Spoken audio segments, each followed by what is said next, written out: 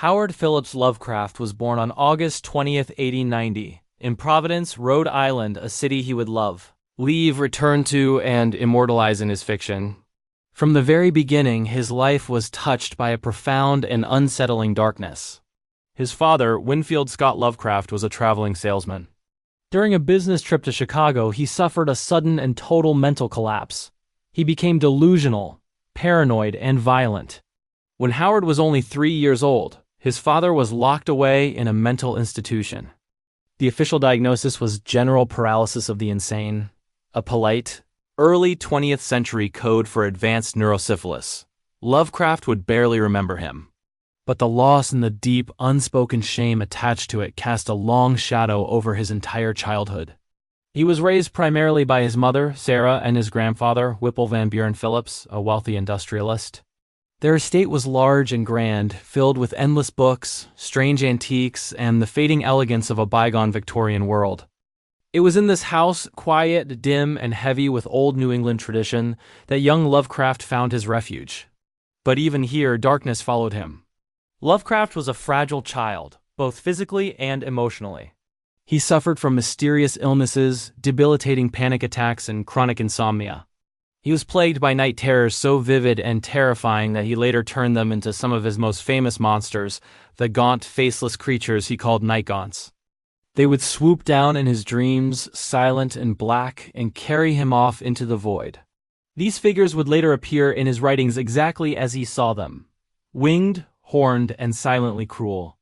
Despite the nightmares, he was an exceptionally gifted child. By the age of 3, he was reciting complex poetry. By 6, he was writing his own little stories and verses.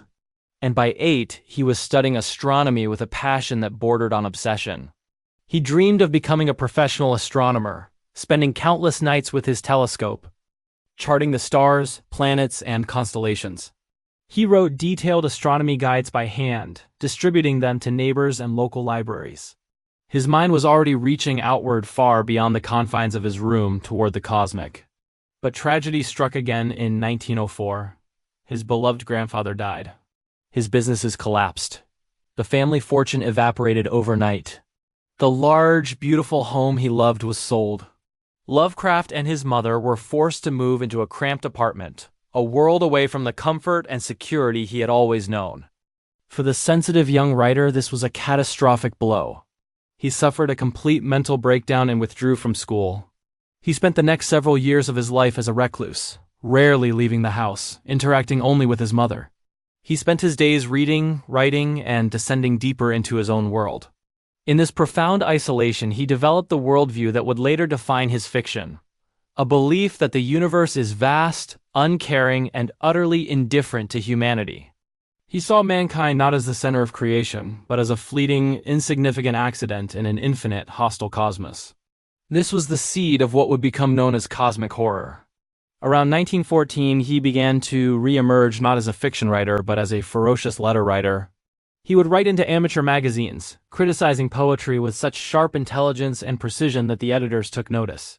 His mind was simply impossible to ignore. They encouraged him to try writing stories again, and slowly, hesitantly, he found his voice. And his audience. Over the next 2 decades, Lovecraft produced an astonishing body of work: The Call of Cthulhu, The Shadow Out of Time, The Color Out of Space, At the Mountains of Madness, The Whisperer in Darkness, The Shadow over Innsmouth. These stories were unlike anything horror readers had seen before. There were no simple ghosts, vampires, or demons.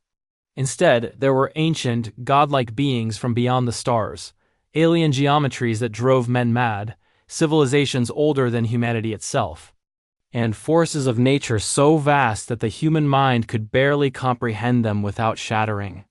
While his fiction blossomed, his personal life remained incredibly difficult. In 1924, he married Sonia Green, a successful businesswoman from New York. Their marriage was unusual from the start. Lovecraft was gentle, brilliant, and unfailingly polite, but he was also socially peculiar and deeply eccentric. Sonia found his habits charming at first, but life in New York City overwhelmed him. He despised the chaos, the noise, the multicultural crowds, and the constant pressure of modern life. He felt lost adrift in a city with no ancient streets, no quiet corners, no ghostly New England charm. The marriage lasted only a short time before they separated. Lovecraft returned to Providence, admitting that nowhere else could ever feel like home. His love for Providence was deep, almost spiritual.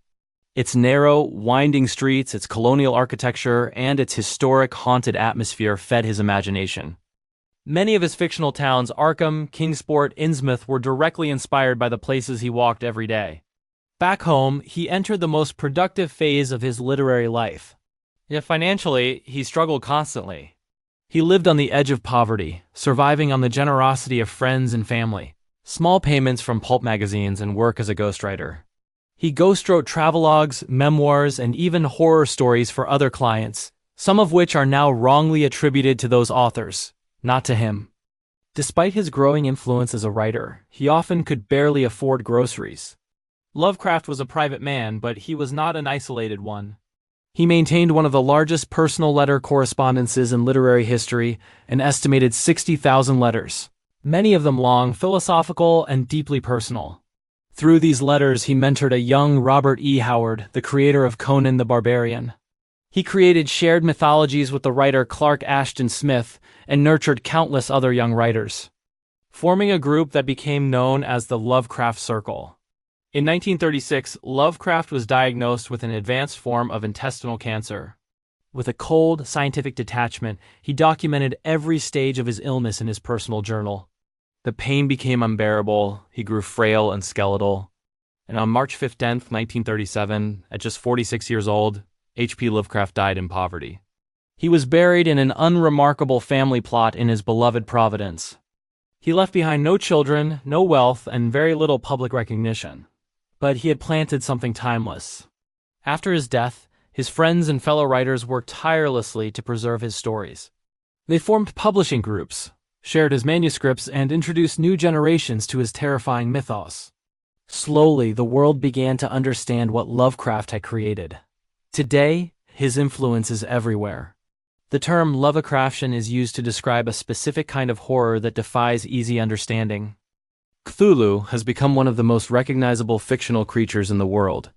Countless movies, video games, comics, and novels draw on his ideas of cosmic dread and human insignificance. Even modern science fiction owes a great debt to his vision of a universe filled with ancient, powerful, and indifferent forces. Lovecraft lived a quiet, troubled life. But from his struggles, his nightmares, and his isolation came a vast and terrifying mythology that continues to expand and evolve nearly a century after his death.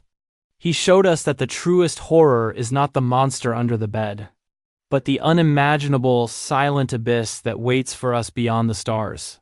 He revealed that our greatest fear is not being hunted, but being utterly and completely insignificant.